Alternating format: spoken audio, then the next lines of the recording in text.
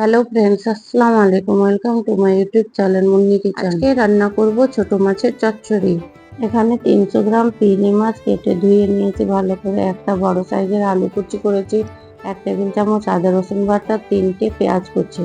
একটা প্যানে পেঁয়াজ কুচিগুলো দিয়ে দেব। পেঁয়াজগুলো হাত দিয়ে ভালোভাবে কচলিয়ে নেব। এবার আলু কুচি দিয়ে দেব,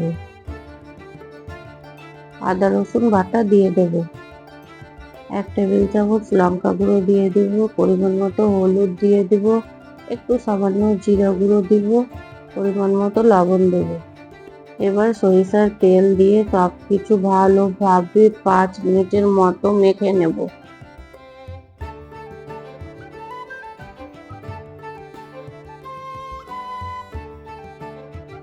আলু পেঁয়াজগুলো কিরকম নরম হয়ে এসেছে, তখন মাছগুলো দিয়ে একটু আলতো হাতে নেড়ে দেব। আলতো হাতে নাড়তে হবে, নাহলে মাছগুলো ভেঙে যাবে। এবারে 1 কাপের মতো জল দিয়ে দেব।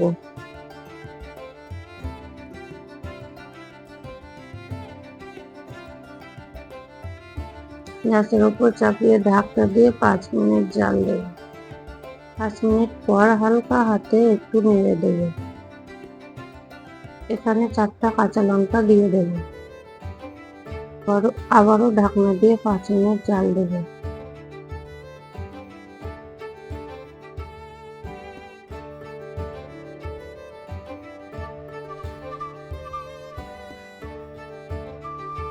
মাছ আলুগুলো সিদ্ধ হয়ে গেছে, ঢাকনা খুলে জলটা শুকিয়ে নেব।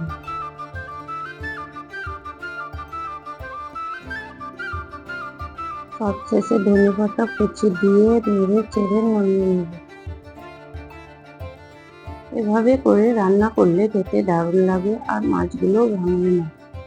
আমার চ্যানেলে নতুন থাকলে আমার চ্যানেলটা সাবস্ক্রাইব করে লাইক করে দেবেন।